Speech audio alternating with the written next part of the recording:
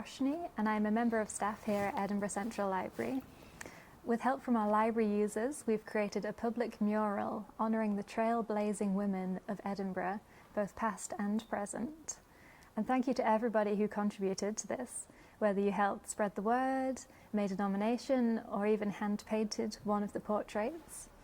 Our mural is now on display here at Central Library, and we invite you to come and visit. You'll see the faces of many inspiring women who have made a positive contribution to this city. One of the women you'll see depicted is Deborah Kayembe, a human rights lawyer, linguist, and rector of the University of Edinburgh. And it's my privilege to welcome Deborah here to speak to us about her life and career. So welcome, thank you so much for taking the time. Thank you for having me. You're a very busy person and you've achieved so much already. I wondered, just to kick us off, if you could talk a bit about what motivates you. Well, the motivation started from home in an environment of the Democratic Republic of Congo, where women were disadvantaged as just the system, the way it was. As a child, I was told that I was dedicated to be married and to spend my life in the kitchen. So that made me quite a rebellious girl at that time. The vision I had, even before I went to university, it was that I wanted to change the world. But my father was a professor, so he used pretty much to have an environment like this, reading into these books. So while he was at home preparing to go to teaching at university, I'll go through his paperwork and I read about Martin Luther King,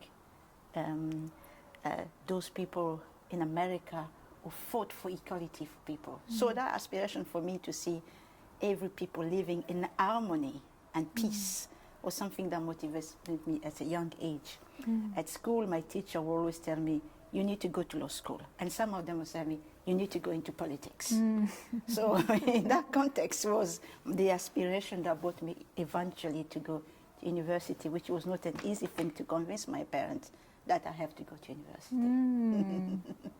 Yeah, so tell us how your career in law started. So I went to law school. The first year of my law school, my country broke into civil war.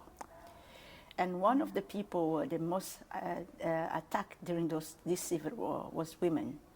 So we came for 35 years of a most peaceful country in Africa, where education for women was quite most advanced than anywhere else in Africa, to a new president who wanted to change and decided to impose to every single girl to return to the kitchen again and advantage the boys to continue their education. So that was something I'd say, no, we have made a progress here. Women goes to school already. And this is where I started my activism at university, on campus, fighting for student rights and fighting for women's rights. Wow. That was then. So at that time, there was, for the first time, because of the crime that happened in DRC during the Civil War, the killing of women, the rape of women. In 2016, later, when after I left the country, the UN proclaimed the DRC the world capital of rape. And we had two massacres at that time, the massacre of Kasika, where 586 women were buried alive on the same day. So Kundelungu, 726 people buried alive. The most heinous crimes you never heard in this life, in this story of life. So, as an activist, for the first time in DRC, the UN Commission for Human Rights opened its door to the Congo. So activists has the role to report crimes, so we can put the country in the right path internationally. So this is me, young Deborah. That's the year before my last day at law school. I went in a local place where there was information that girls were being kidnapped, raped, and killed after being raped. So there was a leprosy just beyond the presidential palace, where one of the parents invited me to see the dead body of this girl, 19 years old, naked, raped and killed. So quickly I took pictures of what that, and I ran to the UN office. I got evidence. They killed this girl. Look at that's the evidence. So for the first time, the world knew that the President Palace, military guard at the President Palace were killing people just because of their own pleasure. So that opened my door to the UN. So I was then welcome as an intern at the UN to work there. So during my time as an intern, I had access to the most sensible report concerning the situation of human rights in the Eastern Congo. So I start to learn, I start to compare the standard for the UN in terms of humanitarian rights of people in the country and the contrast of what we were living in the Congo and every day. And I start monitoring our with national NGOs in the Congo, and I progress like that. One day during my multiple contact in the UN, I met a lawyer who really inspired me. He told me, you have the grasp, you have the strength, you have the intelligence. Now you need to go to the bar. You need to get qualified as a lawyer. Once you qualify, then continue. Here, you've done what you need to do, and then continue to do what you need. So I left the UN and went to the bar to practice. So I was successful then until the country, we tried to get in peace together. We came together for peace when they created the National Commission of Human Rights. And I was appointed at 25, the special envoy of the president. Wow. So that was something. Wow, yeah. That was something. That's so incredible. As a special envoy of the president, I thought everything I saw during my internship has to come to light, and it has to give us a work to do. We need to get to the bottom of who is killing this woman and what is the reason of their killings. So that is why it was the most craziest thing when I look back today I've done. But I think I give that to my youth. I was so young and I couldn't measure the danger of what I was doing. Yeah. So I managed to leave the West Congo to the Eastern Congo to investigate those crimes and find out the true killers and the reason beyond it. Congolese natural resources being stolen, take up the country, and the landowner who died during the Civil War gave the land to the ladies, and those ladies, exactly, they were the people who were being killed, so they can control the land. For the first time in the Congolese history, the truth has come out. Wow. And that's why I left the country. Wow, yeah. Yeah. So you left the country because there was concerns about your personal safety. Yes, there were concerns Yeah. about personal safety. I was advised by my friend, even before I returned to the capital, Kinshasa. My friend said, Deborah, if you return here, you're dead. Your name is everywhere. You're dead. So I left. Yeah. And that's when you came to the UK, is I that came to the right? UK in 2005. Yes. 2005. Yeah. Wow, yeah. So just to move on to a few other wonderful things you've done since being in the UK. Yeah. So many initiatives since moving to Edinburgh, especially in 2011. From providing translation services to NHS hospitals and the International Criminal Court. Yeah. I think the job at the International Criminal Court was when the court then realized I left the country. But there was 2 cases pending at the International Criminal Court. One around the massacre of those women, and the other one about another massacre. I was the only counsel in this matter who knew exactly what happened. Right. So the International Criminal Court called me in for the expertise at the prosecutor office. So this is why I joined there, and I continue my work there. Being a linguist, for me, it was giving my time to my community and making sure that people who come in this country get the right translation about the story and they get the right help. Because when I came here, I claimed asylum in 2005. 3 months later, my asylum case was dismissed. And the problem was translation and interpreting was just not the right one at that time. 2 years later, eventually, I get to reverse the initial decision and to get granted asylum in this country.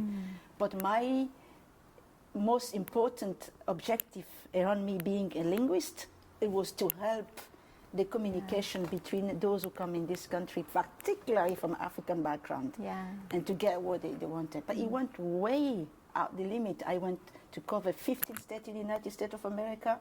You know, I went to Tirana, helping people crossing Tirana to Mexico. It was just amazing, the result of being a linguist, and that's what happened. It's like a gateway. It was a gateway. It was definitely a gateway, and I get to learn how people are displaced around the world by government. You know, you got the owner of Africa, where most of the refugees move to get there and get ready to be picked up to the United States of America. That is the system the Americans put in place. So if you're not in the corner of Africa in one of those refugee camps, Nyarugusu, Malawi, Zimbabwe, they won't pick you up. And I learned how much people, after suffering so any part of Africa, travel sometime with their own foot to get to this refugee camp. Hopefully, the American can pick them up to take them to the United States of America. And I was the key person and the case worker in each one of them. So in 10 years, I conducted 1 million interviews. Wow. I had 1 million people to settle in every country. You know, interpreting, translating, some sad story, some wonderful story. That is life is about, isn't it? Yeah. I mean, that's absolutely incredible. That's amazing. Yeah. And you've also served on the board of the Scottish Refugee Council? When I came to Edinburgh, I came to requalify as a solicitor. That was the purpose of my trip to Edinburgh. And the Law Society of Edinburgh have asked me to live in Edinburgh in order to practice. So I have to quit England and move to Scotland because of that. So the first year I started the requalification program, but then I had this fire on me to continue to support the refugees. So I personally went to the Scottish Refugee Council, actually, and to say, I want to tell my story. Are you interested to hear my story? Which they welcome, you know, they welcome my story. And the following, it went very quickly. The following year, I was the person who read the statement on refugee condition in the UK in the Scottish Parliament for the 31st anniversary of the Scottish Refugee Council. And the year after, they called me to serve at the as a board of director. So I was there all the time. While I was nearly finished, I was then invited to join the Young Academy of Scotland through the Royal Society of Edinburgh to work on working groups. So things just went one door after another. Yeah. That's amazing. And so also in 2017, you founded a charity. Yes. Called Full Options. Yeah, Full Option is a charity that promotes human rights and peace. It's the definition of what I think life is about. Right. You know, I believe that if our right is respected, it will conduct us to peace. This is how I see the world. Without human rights, we can't build peace, you know. And for me, the idea behind Full Option was the moment I have to give back to the world what the world has given to me. You know, in terms of my experiences, my knowledge, my money. You know, I did not wait to be onto the fame to help the others. I just wanted to be Deborah, trying to help in a very subtle environment. It was amazing because that was after the Syrian war breaks. So I went to a town called Exeter, because someone came here in Edinburgh and talked to me about the condition of women in that part of Turkey. There were Iraqi and Syrian women struggling to survive, and they arrived in those towns and they faced domestic violence and they wanted to settle. So I went personally to that safe place to visit those women, and I found the condition in which I found it was quite appalling. Women in the middle of counseling, they have the children next to them talking about the sexual abuse they had during the war. So the only thing Full Option did there, it was to find a nursery for the children where the mother were getting the support they needed. So that is Full Option. We go everywhere to help people as much as we can. Yeah. And what a wonderful difference that would make, just a small difference. It's a small difference, but I think for the children, one of the children I met there, I bought him the toys, and the child could not look at the toy because the noise he heard seems to be like the bomb he experienced in Syria, you know. So the first time I went with a very classic way of children playing with the Play-Doh, the painting, you know, that was the first thing that started. And secondly, I began to bring those toys that make some noise to let them understand the word. The noise in the world is not about guns. It's about enjoying the space and expressing yourself. And for me, it was an amazing experience because just the way you see the children, 2-3 years after, I went to see them being so happy, running after me. That was really fantastic. Yeah.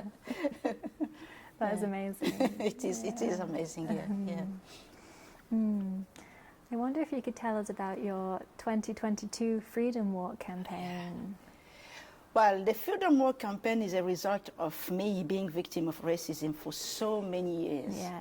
You know, so many years, and being subject of stereotypes. You know, I remember the first time I came to the town here. I live at the moment. People look at me and they see a black woman.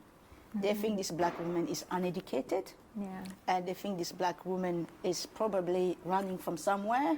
But I had a settled life in England before moving in Scotland. So, I mean, the stereotype I faced here when I came was quite shocking. Yes. It was really shocking. Thinking that women in Africa, they don't have access in education, it's not right. And it's not fair to judge people like that. But since I joined the Young Academy of Scotland, and since the Royal Society of Edinburgh erected a portrait in my honor, I had a feeling that so many people did not just like that. You know, the RIC exists for 200 years, and the portrait there for white person, and being the first black person of color to have a portrait at Royal Society of Edinburgh, did shock some people. And for that, I had a very violent return. It was violent, you know. My car was targeted, my home was targeted. So when those things happen, I came forward and to say, listen, we live in a community, and in this community we need to live in harmony and respect. No society will progress if we are not inclusive. You know, if you starting discriminating the others just because of the color of their skin, you're not going anywhere, because the rest of the world is not all white. The rest of the world is diverse. So you might choose today not to stay here because there is a pandemic or there is a natural catastrophe. You go to live in other places. How do you feel somebody come to you after everything you've been through and start attacking you while you've done nothing to him? You know? So the Freedom War campaign was, we have laws that exist that discriminate us. We need to lobby in Parliament for change. So the Freedom War campaign is really a political activism movement. So we're going to activism trying to change the laws that divide us and try to bring the laws that bring respect. And one of the laws I brought to the Scottish Parliament, it was addressing racism in Scottish education. Yes. You know, after my daughter was victim of racism in the classroom, you know. So I saw my daughter coming home crying. I said, Mom, there was a subject of dancing today at school, and they've asked me to perform a slave dance in the front of my friend. I said, this is 21st century? And what did your friend say? The friend said to the teacher, they're not going to do that. And the teacher started crying. So immediately I realized there is a problem in the system, because the teacher believed she's done something right. But in reality, no, they are sensible subjects in the place that you're supposed to tell them in an appropriate manner, not to diminish people. You know, so that is the Freedom War campaign, is living in harmony, respecting each other, and campaigning and lobbying for a greater change, and the change that brings us together as people. That's why the Freedom War campaign exists today. That's incredibly important right now in Scotland, definitely. Everywhere in the world. Everywhere in the world. Yes, everywhere. Absolutely. So to move on slightly, in 2021 you were elected rector of the University of Edinburgh, and you're the first person of colour ever, and you're only the third woman. Yes. Can you tell us what your work as rector entails and what maybe your goals are for the next? What I refuse to do is to bring the race issue at the table of Edinburgh University. What I want to do is the Edinburgh University to be more inclusive of other culture. That is the way to break the discrimination. You know, we talk about racism, we talk about identity. Edinburgh University has a big problem right now. There's two crises: sexual assault, identity. You see all the trans and gay and lesbian suffering, the way they are suffering. You see a tutor in the room diminishing the student with their lessons. It cannot be like this in a place of education. You know, this is a place of education, and where every opinion is given into a classroom. Whatever you agree or disagree, it doesn't give you the room to diminish or humiliate student in the classroom. That isn't acceptable. And what I want to see at Edinburgh University is to value people who are working for them. The staff, our students, the contribution they're making for this place to be always flourishing. Value that. So me, the day I walk out from this university, I will leave a legacy of peace and justice. That is all I'm looking for. I don't look for anything else. Because I believe when it comes to racism, it all starts from home, from the education the parents are giving us at home. If my children who were born here never put their feet in Africa, born and raised here, I never told them to respect this land, to respect the law of this land, they will be racist when they get out. So what I tell my children determine their behavior when they go out and whenever they go in school. But I think the role of the place of education is to be fair to everyone. Fair, just, and respect. Absolutely. Yeah. Absolutely. So at the start of our interview, you spoke a little bit about young Deborah. Yeah. And I'm just wondering if you could tell me what your goals were as a young person, your ambitions or your dreams. My dream was to see equal opportunity for all, because I was born in a society was very discriminative of women. So that was the equal opportunity I thought. I wanted to see people around the world living one another in harmony, you know.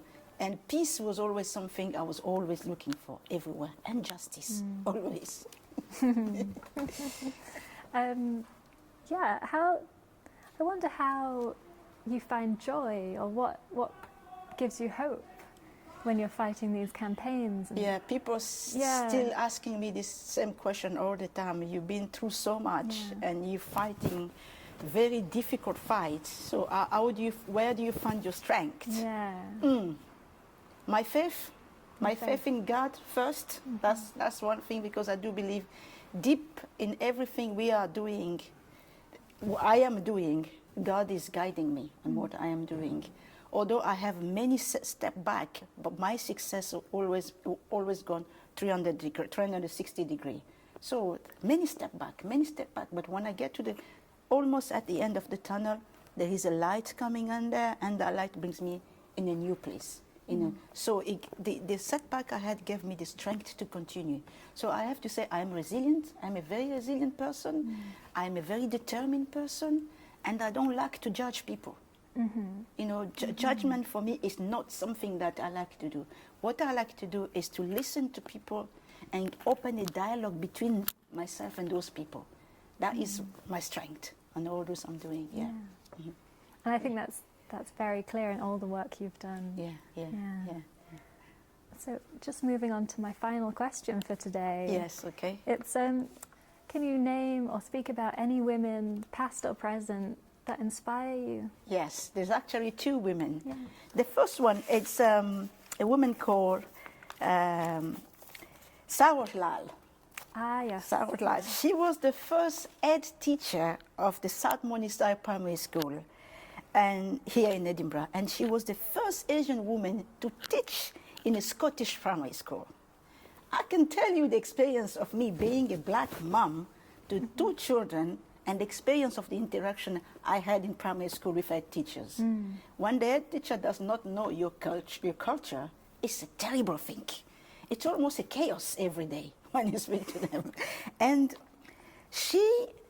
what she did opened the door to many women of color into education.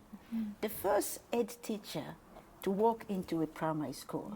The first woman as rector to work at Edinburgh University. That's the connection I have with her. And as at the beginning, before she managed to get where she eventually ended, she used to be an interpreter and translator. Oh. You know? So that's a similarity with her. And the word of her son after her passing just touched me. Her son says, some of the issues she confronted would have been about how unusual it was to find a woman of Asian origin in education, because it is a problem until today. You know, if you're not white, you're from a different background, the presumption is, the stereotype is you're uneducated, you have no education. So And I'm saying I really pay homage to her strength and courage, because coming from she wasn't born in the UK, she was born in India. She traveled from India and coming here, and that to be the teacher and then end up being the head teacher, it's something. It is something. So the second woman is Isabella Macduff, Countess of Buchan. Okay. She was the only child of her clan. She was a Scottish woman of a clan who's supposed to crown the King of Scots. So the only King of Scots that many Scots talk about is Robert the Bruce. So she's the one who crowned Robert the Bruce King of Scots here in Edinburgh at Edinburgh Castle. But the story about this woman, because of her position, she have to listen to the English and to do exactly what the English have told her to do. But she rebelled against her husband, and she rebelled against the English. She left Fife and came to Edinburgh to crown Robert the Bruce, the King of Scots. So she is a heroine of the Scottish independence. And that's my motto. I like people to live in the freedom. You know, the freedom, it's something essential in every society. And she worked so very hard, you know, to make this king that made Scotland at peace and independent for more than 300 years. You know, so when I look at her character and the strength and the way she died, you know, she was put in a cage for 4 years, up to the hair, and she died horribly. But she stick to what she believes was true, the freedom of the Scottish people. So I wish to see these two women nominated. That's wonderful.